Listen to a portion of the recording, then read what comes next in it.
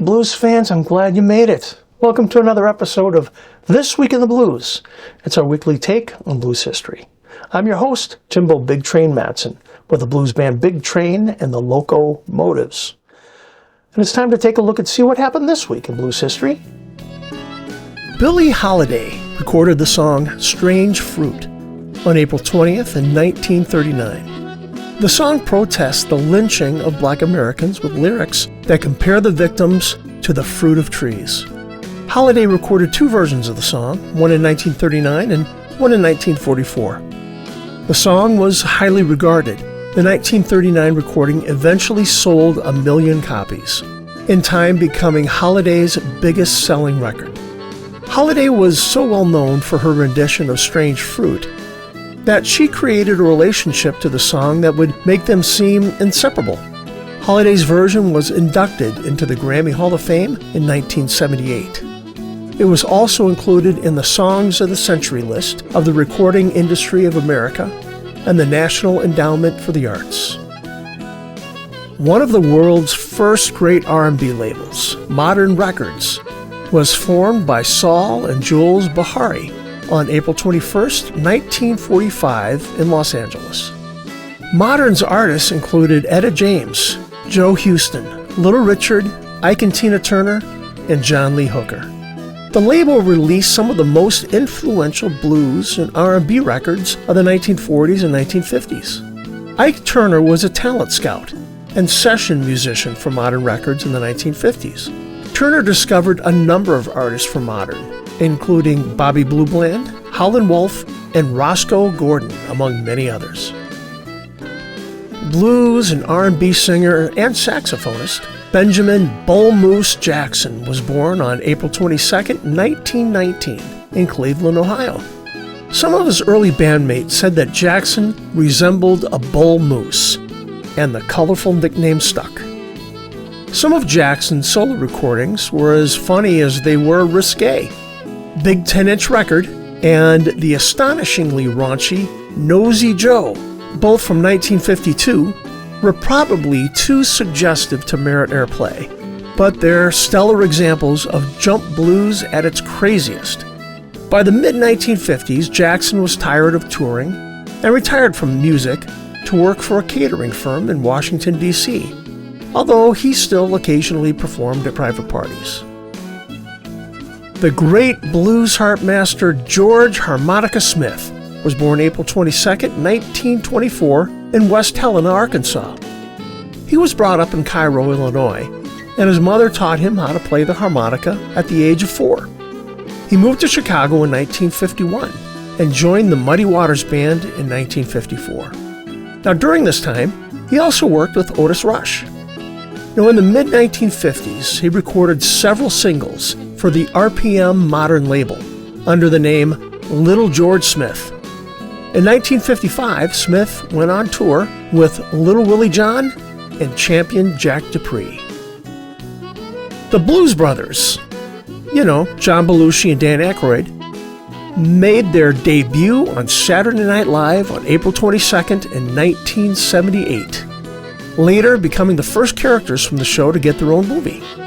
They're not so much a comedy act as a musical one, as both Belushi and Aykroyd love and revere the blues. For their debut on the show, they play a cover of Soul Man by Sam and Dave.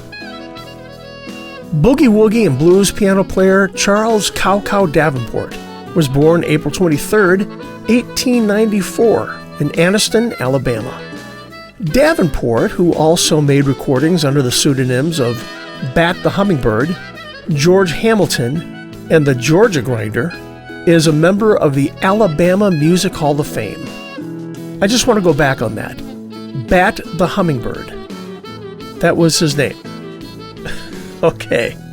Anyway, Davenport is one of 8 children and started to play the piano at age 12. His father objected strongly to his musical aspirations and sent him to a theological seminary where he was expelled for playing ragtime piano.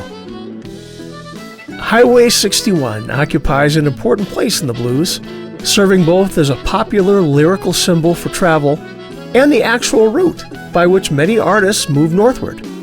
The original route of U.S. Highway 61 that was mapped out in the 1920s ran from downtown New Orleans to Grand Portage, Minnesota, on the Canadian border, and connected cities including Memphis, St. Louis, and St. Paul.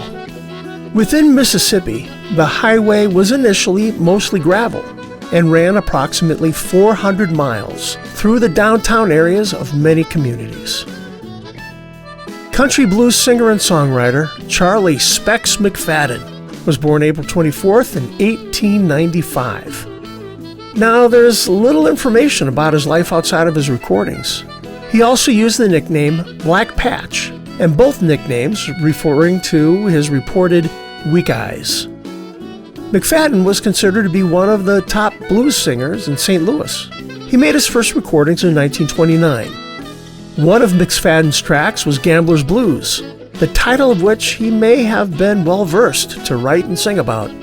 McFadden was arrested on 13 separate occasions between 1929 and 1935, with 10 of those charges being for gambling. Now, little outside of his life of recording is really known apart from what we just talked about. The Velvet Bulldozer, Albert King, was born April 25th in 1923. Now, here's something important about Albert King. Now, without him, modern guitar music would not sound the way it does.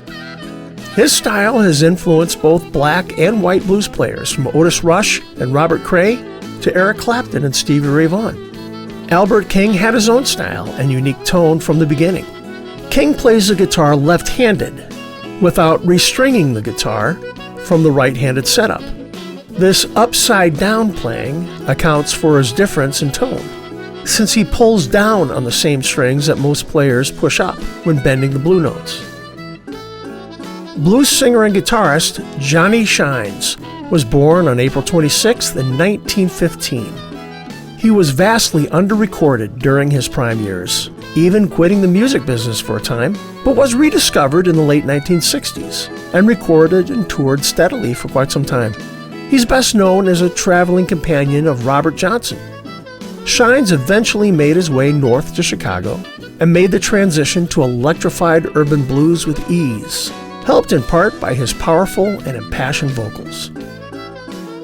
Blues singer, songwriter, and guitarist Shirley Griffith was born April 26, 1907. Based mainly in Indianapolis, he's best known for his recordings Walking Blues and Bad Luck Blues.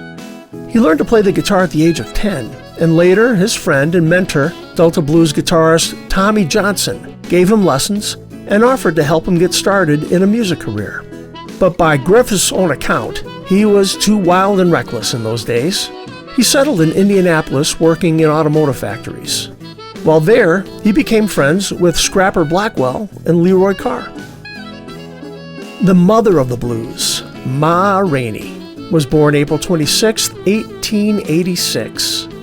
Ma Rainey wasn't the first blues singer to make records, but by all rights, she probably should have been. In an era when women were the marquee names in blues, Rainey was once the most celebrated of all. The mother of the blues had been singing the music for more than 20 years before she made her recording debut on Paramount in 1923. With the advent of blues records, she became even more influential, immortalizing such songs as C.C. Rider, Boll Weevil Blues, and Ma Rainey's Black Bottom. Well, blues fans, we just covered some of the highlights here. Now, if you want to know more about these artists or the other things that happened this week in the blues, be sure to follow our social media pages, or just go out to our website at bigtrainblues.com. Now, we'll have a brand new episode next week, and we'll talk about blues slide guitarist Homesick James and Chicago blues guitarist Otis Rush. So we'll see you then.